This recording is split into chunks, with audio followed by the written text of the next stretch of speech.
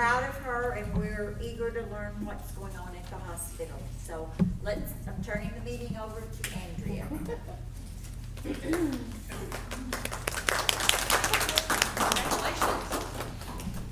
Thank you. I was just reflecting on where we were a year ago. Yes. Are you going to be allowed to stay the entire meeting on this one? I hope Remember so. the hospital meetings, you'd have to leave for. Yes, yes. I can't promise, but I certainly hope so. But I was reflecting where we were a year ago at this time, and there was a lot of uncertainty in our future. We didn't know if we would have a hospital. We didn't know if we'd have staff to staff a hospital. We didn't know if we would have medications, a new owner. I mean, there were a lot of questions. And while it was filled with a lot of uncertainty, I'm really proud of where we are here today at this time, which is a lot more certainty with, some of our things. As you all probably know, we have a new owner who is really a wonderful guy in fighting for good quality of care for us and a good business model. Some of those things. We are open. Our ER is pretty much fully functional at this point, so that's really exciting for us.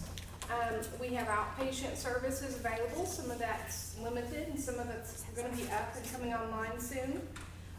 If there's ever any questions, please feel free to contact me, or anyone at the hospital can tell you what services we have in-house and what we have as a reference out at this point.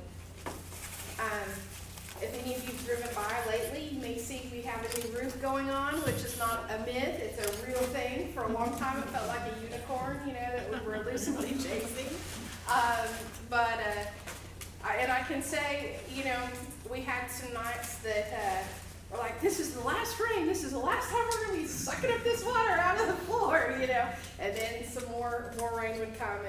And at one point, I remember looking around going, I need an actual trash can to throw trash in. And it was like trash cans everywhere, but not one bit of trash to spare because they were all being used to catch water everywhere. Dr. Woodson had a good chuckle yesterday. He said, I haven't seen too many hospital administrators standing outside cleaning out buckets. And I was like, but this is the last time. This is the last time. So I say that in fun and jokes, but it really is a real big thing for us. We've fought leaks for a while there, and it's good to kind of be in the dry and be able to plow forward and offer some of the services that we want to be able to offer coming up soon. Physical therapy is one of the items that we're working on, kind of getting up and online. Electronic health record.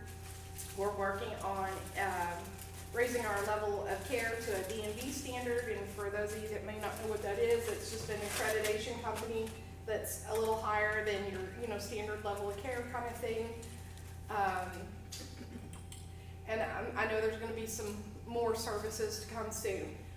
There will be some things that are different from what we've done before. Some of our things will be the same thing that we've done before, and we'll release those as we get close to those dates, to having those services to offer.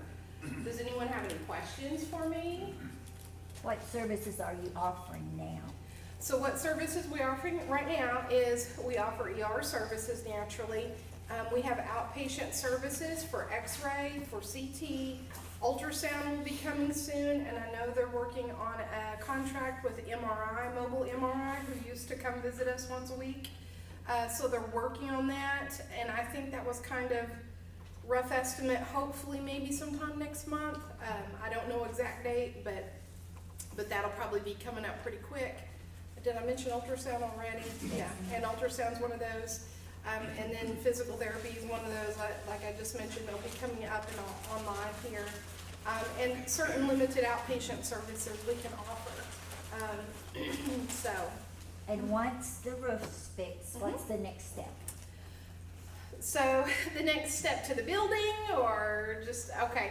So the next step in the building is we have sustained quite a bit of interior damage, and so we're going to be doing some repairs on the interior.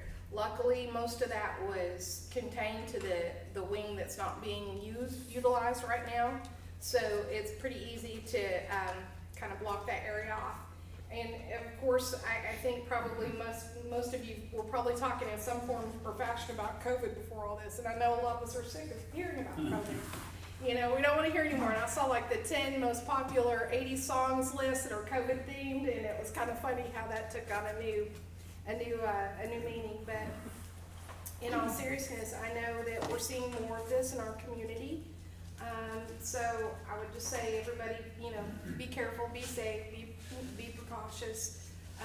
And what makes this so difficult for a lot of places, and I say we have an internal COVID task force team where we meet, we discuss current recommendations and how we're going to apply those recommendations in the hospital. And there is no perfect solution. And the entities like the CDC, who we have relied upon for years and years to provide an ironclad answer, really, they haven't had ironclad answers. It's been their best understanding, which, you know, seems to change even in itself. And we will continue to screen everyone the same way we have. And at the point we're ready to house inpatients again, which probably will be in the next little bit, month or two,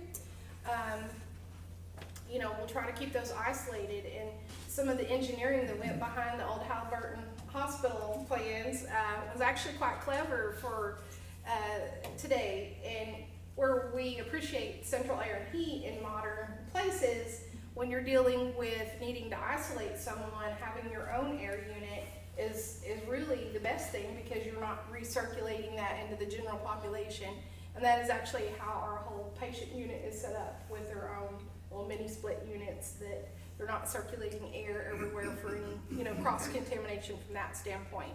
Lessons learned that we've learned from other hospitals around us has been strict PPE.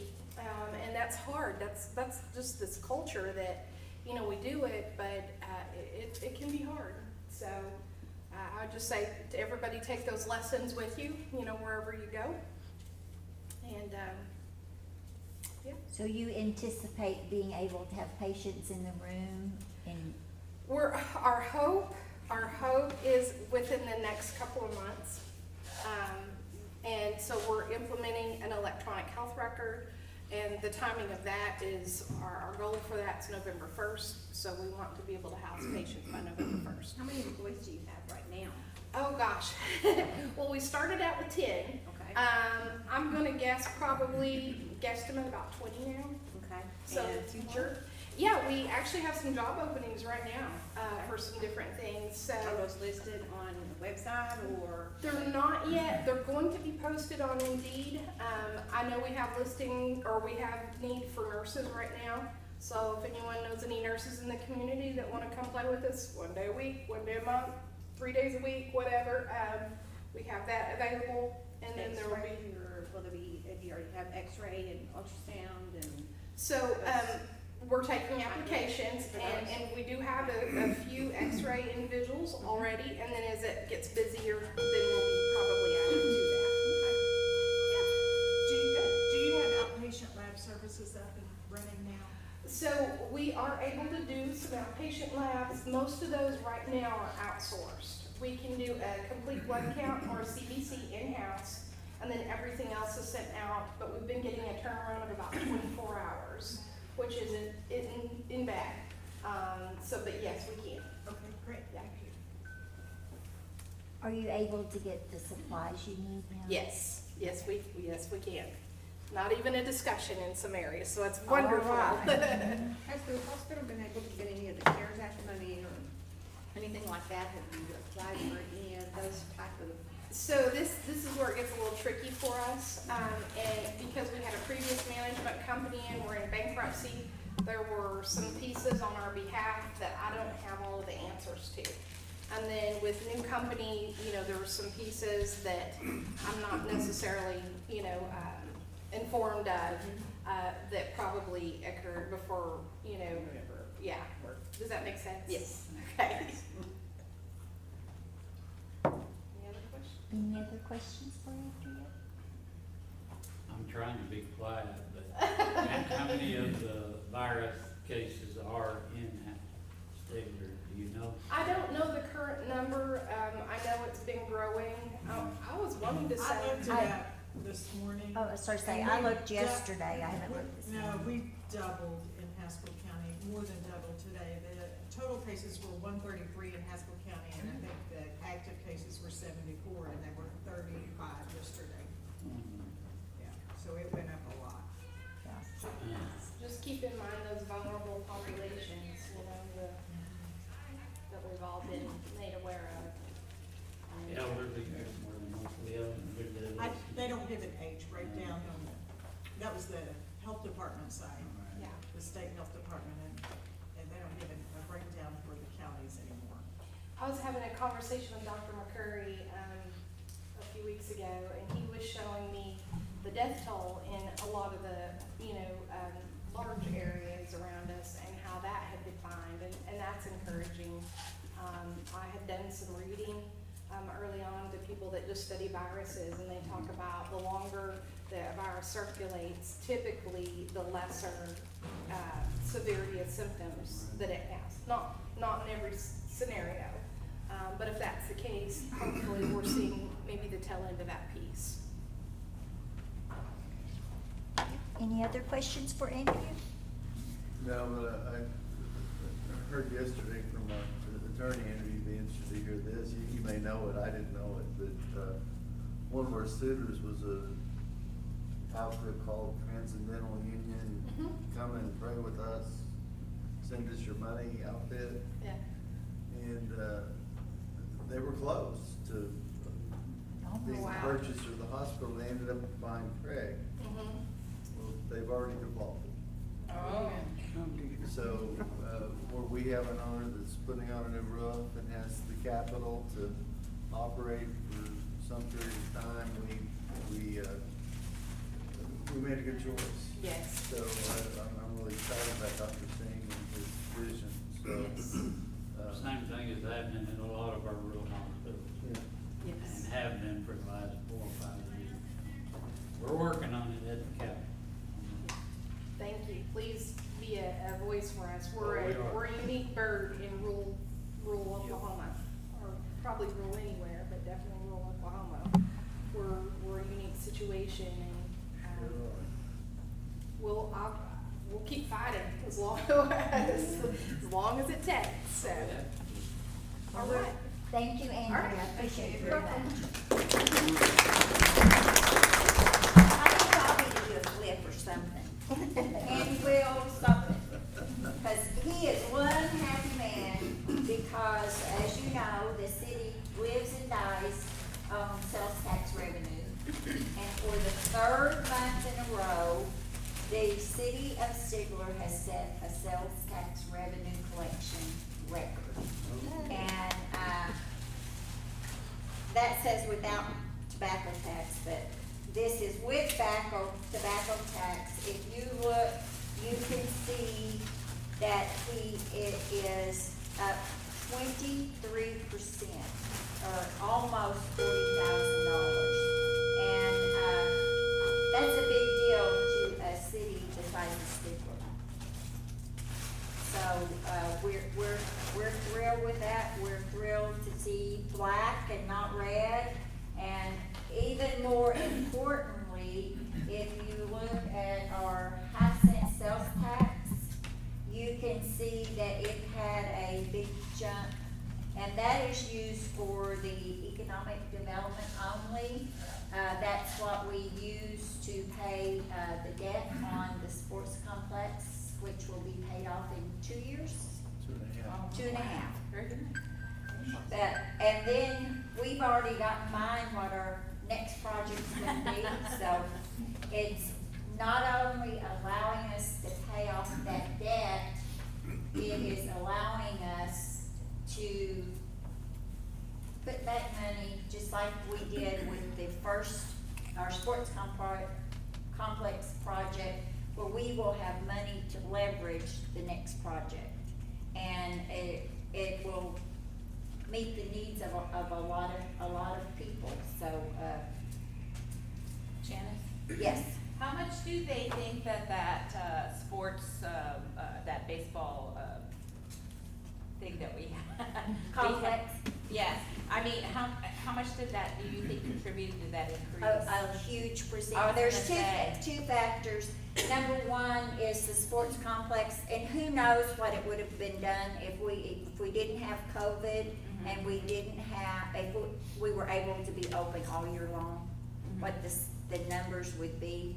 And that, and the fact that we got stimulus money, and a lot of that stimulus money was spent in Stigler. Very good. I know,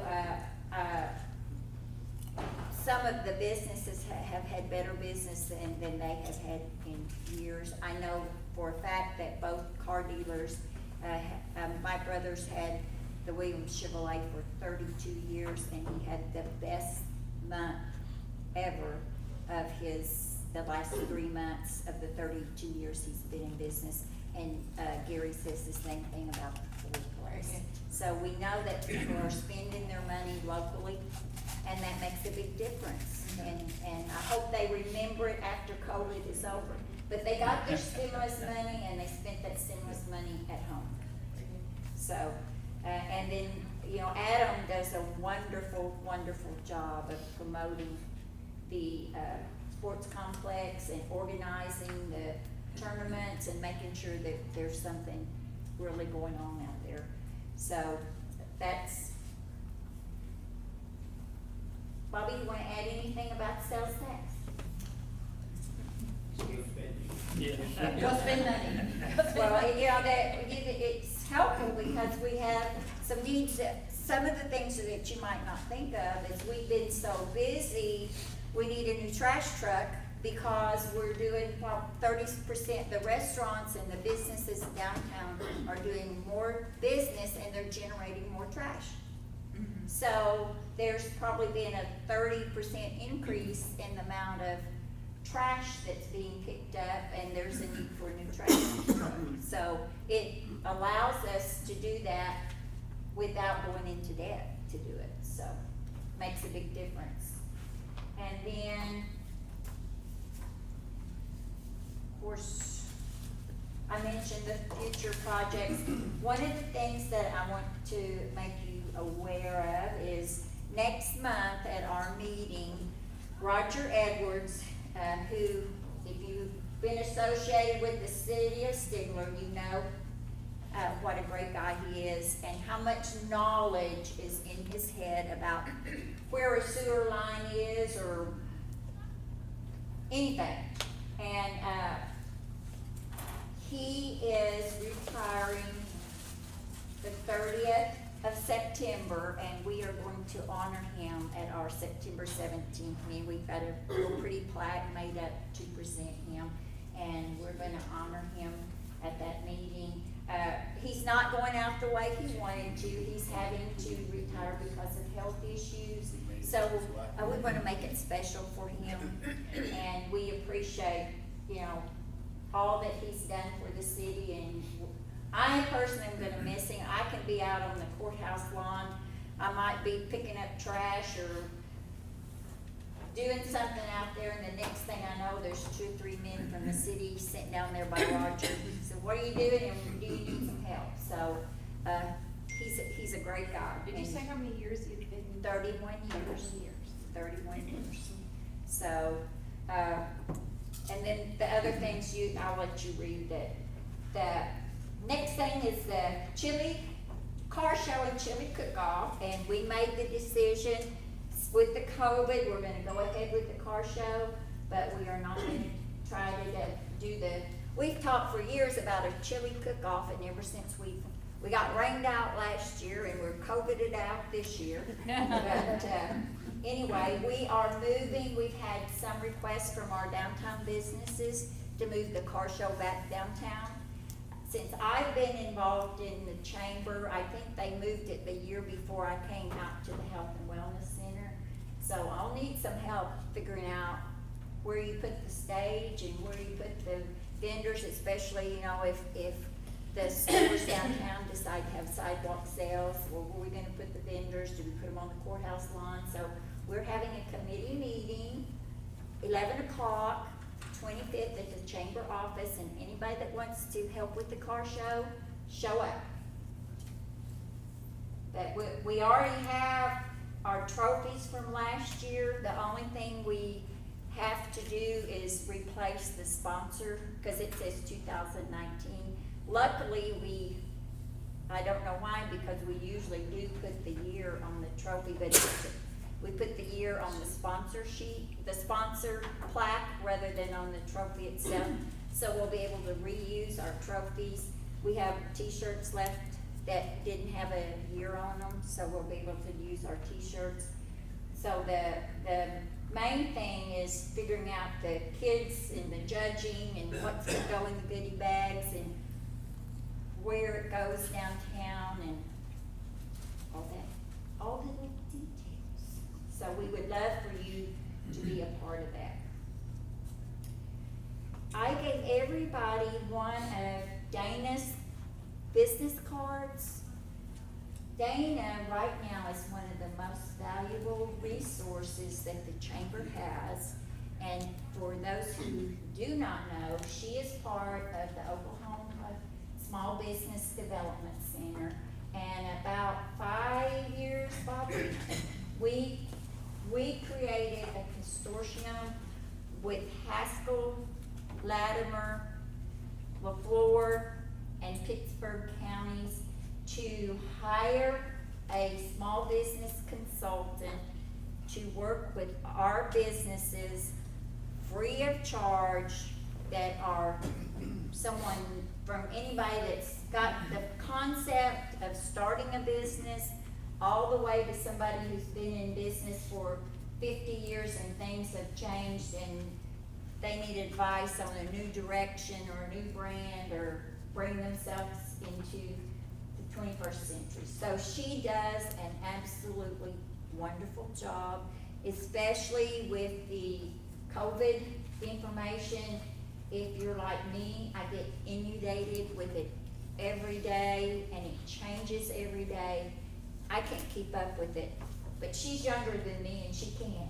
So she keeps up with that, and any help you need, you know, I have witnessed her working for hours, helping somebody fill out their PPE and all this kind of stuff. So she's a great resource, and if you know somebody that needs her, pass her card along, or you can reach her on the Oklahoma Small Business Development Center website.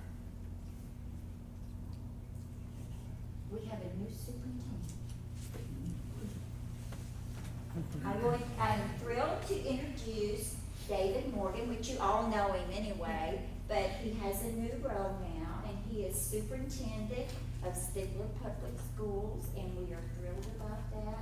Is there scrimmage tonight or anything going on we need to know about, David? Thank goodness there's scrimmage tonight. We're ready. We're ready. Yes, ma'am. Do you want to make any comments about how the school year's going, or the struggle, or? I'm not sure we have time.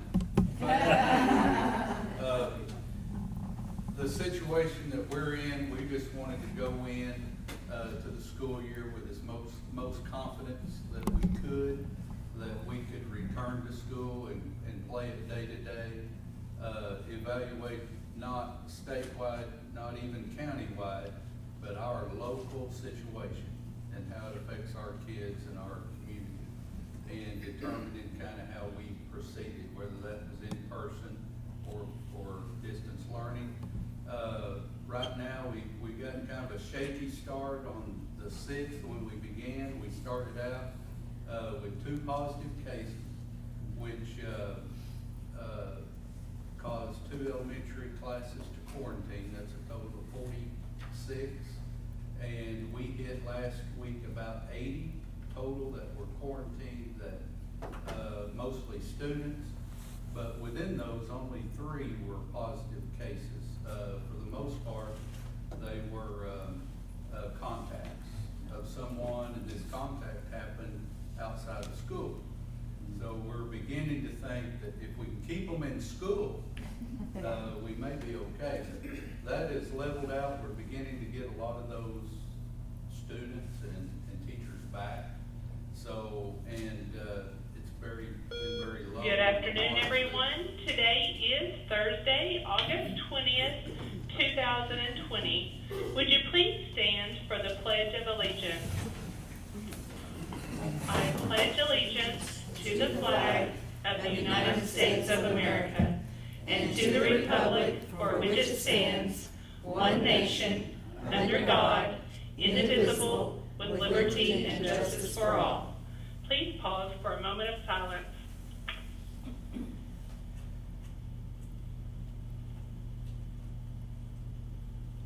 All right, students and staff, I want to remind everyone that we do have the parking permits out. Most of the student ID badges are out. And as well, we do have the enrollment packets that are due back in. So if you haven't turned one back in, please do that as soon as possible. If you have lost yours, just let us know and we'll get you another copy. Thank you all and have a great day. I will never compete with Twyla Hammond.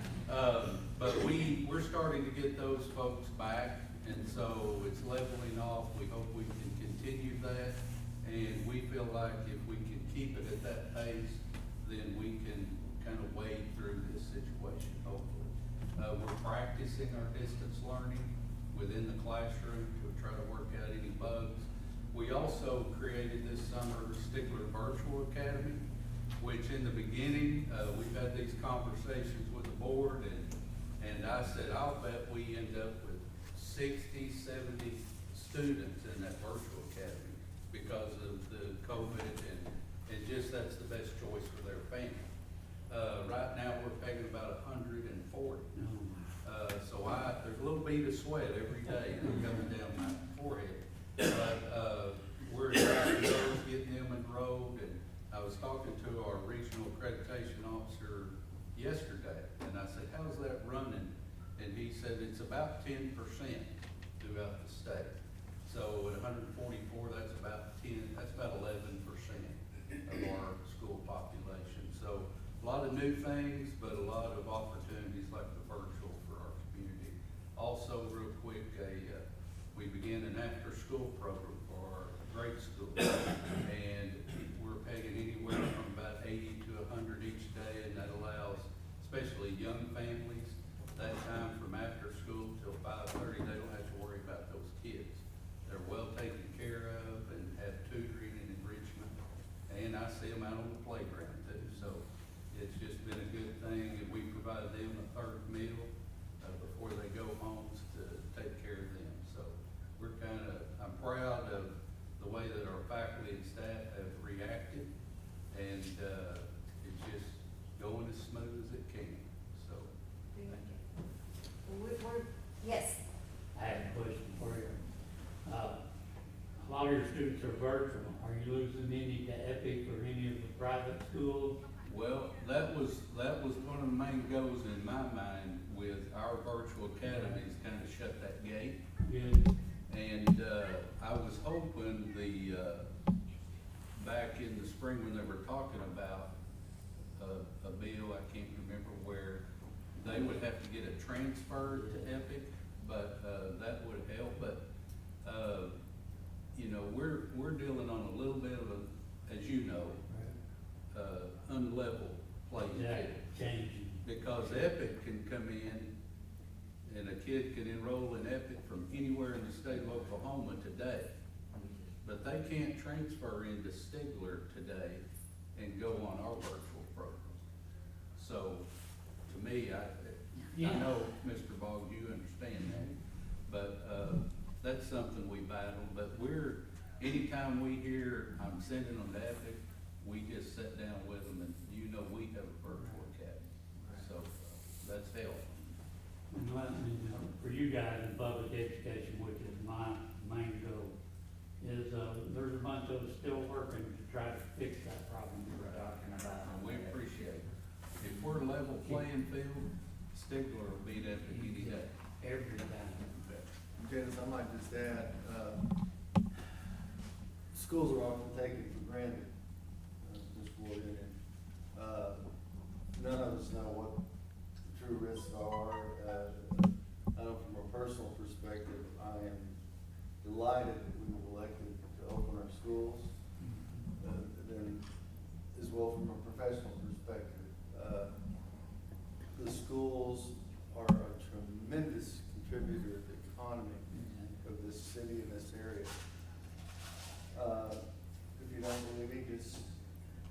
hit the roads in the morning time and lunchtime and after school. And we felt the sting last year when we let school out early. Our restaurants, our merchants, and it's not all about money, it's also about the health of the students as well. And I don't know what's best, and I wish I did, but, I, like you, am also very, very proud of our teachers and our administrators that decided to, take this course of action. You know, right or wrong, we decided, and, I think the entire community will be better for it. And, I thank you and applaud you for what you're doing, because I know it's not easy. So, thank you.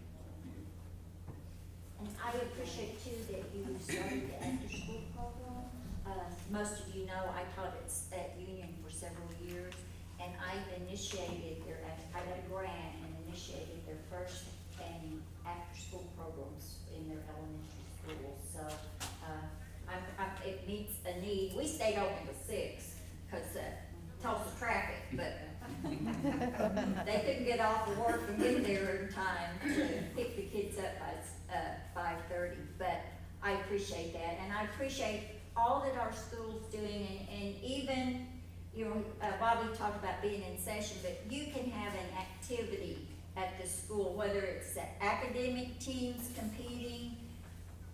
You can see bus loads, and you can see them stopped at our restaurants eating, and that's why new schools are important to a Chamber of Commerce, because we recognize the economic value of having schools that want to draw people into your area. So, it's very, very important. Okay. There, I have given everyone a copy of the award-winning economic development reports and partnerships. The one I want to point out to you is in the middle of this one is our sports complex. And we are the envy of a lot of cities because we got this sports complex through the partnership with the Choctaw Nation, but we were one of the few communities that had the ability to go to them and say, we've got this amount of money, we're not asking for all of it, we're just asking for a part of it. And that's what we hope to do with our next project. Find somebody that wants to partner with us and say, we've got this amount of money, this is what our dream is, help us get there. So they have won an award, they've won 2 awards on this, and they have other economic development reports that if you want to pick one up, you can, but it has been a win-win situation for Stigler. So please take that copy and share it with everyone. The other announcement that I want to make that's not on here is when someone mentioned Senator Langford. Senator Langford, myself, Bobby, and others with the Department of Commerce and the Choctaw Nation worked for probably 2 years with the Livestock Nutrition Center because they want to expand, but the Corps was only going to give them a 5-year lease. The company that wanted to invest and help them expand wasn't willing to do it for a 5-year lease. So they petitioned the Corps of Engineers for a 25-year lease, and we worked and we worked and we worked, and we almost gave up, but those of you who know me know I'm pretty tenacious. So I'm pleased to announce that the Livestock Nutrition Center was awarded a 25-year lease for the Port of Kyoto. So yay! If you see Senator Langford, thank him for that because he was very instrumental in making that happen. The other thing that I just found out today, and I can't tell you all of it, but I'm telling you to watch the cross website for some big announcements in the couple of months. It's gonna make a lot of people happy. So, you have a core camper, and I want, as most of you know, the core has gone cashless. So if you want to reserve a spot at Brooklyn or any of the camping areas, you have to go to recreation.gov and they don't take any cash anymore. Everything's done by credit card. So a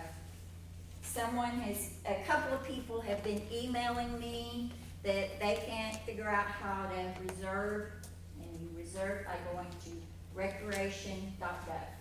And they have an app for it too. Yeah, they have an app that you can download. Easy, yeah. And I met with them last Thursday night, and they said they are working on improving some of the campgrounds, and one of those was Brooklyn, which a lot of us use. And they said they have made like a rough soccer field. They put in volleyball courts, horseshoes, cornhole, and hope to soon add basketball goals, all at Brooklyn. So I haven't been out there to see it yet, but I'm going to do that. And then the other announcements, there's a blood drive going on right now at the Assembly of God Church, and they'll be doing that until 6 p.m. Primary election is going on, early voting till 6 o'clock tonight, from 8 to 6 tomorrow, and from 9 to 2 on Saturday, and election day at your precinct on the 20th. The Health and Wellness Center is having a Narcan drive-through event, and they had a couple of years ago where they gave everybody a Narcan in case someone overdosed. Well, they're gonna do something similar to that on the 31st, but it will be a drive-through out in their parking lot. Anybody here have announcements? Actually, I do. The state of Oklahoma has nearly $10 million to help with evictions that needs to be spent by September 30th. And I think they're definitely on a short turnaround time to get this spent. Of course, we have plenty of people in need, don't want to send it back. The biggest issue that we have with it is that it has to be a court-ordered eviction. So they have to have a case number with the court to be eligible. And so, you know, in most of the rural counties, we get the handwritten note that was taped to the door. So a lot of our folks are not eligible. But if you do know somebody that's facing eviction, then they have a court-ordered eviction, they can get help up to $3,600 from that fund. And we have that, I can forward you that information. Okay. And then, of course, Highway has gotten CARES Act money to help with past due rent and utilities. If people are in need, you can refer them to us. We are doing services by appointment only, so they will need to call first and set up an appointment, and then we'll tell them what they need to bring to their appointment. And that's somebody that's gotten a notice that their electric or water or whatever is about to be turned off, or they're behind on their rent. And the other thing that the Cowboys has the exact title of the veterans. Supportive services for veteran families. And mainly they work with veterans that are homeless or about to lose their home, but they have received lots and lots of money. So if you know a veteran. Their time frame to spend it is drawing nigh, like yeah. we have to have it spent by the end of the month. So most of it is spent.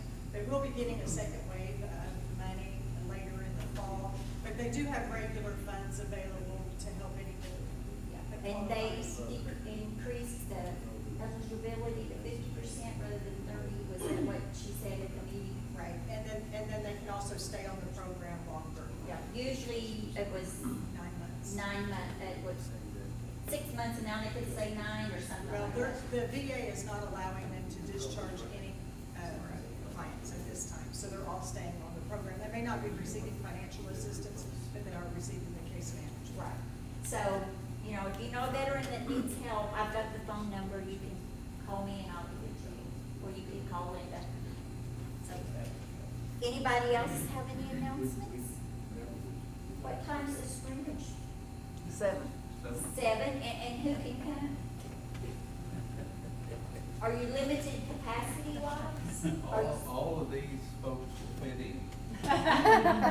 Well, I didn't know if you were saying We just 30% capacity, is that what OU said? 30%? 25. 25. yeah, So, go you. But that's all you, he said. What are we gonna do locally? Right now, we're gonna recommend social distancing. But no limit, we're just gonna. Right now, yes, but things change, you know, things stay fluid, so. That's the biggest, good luck. Yeah. If we do, we're gonna be asking for help, so if you wanna. Okay. Bring a lawn chair. Yeah. so Park at the fence. that concludes our meeting. Take Dana's card and give it to somebody who needs it. I keep her too busy, she says, but people forget her services are absolutely free. We're not getting the speed.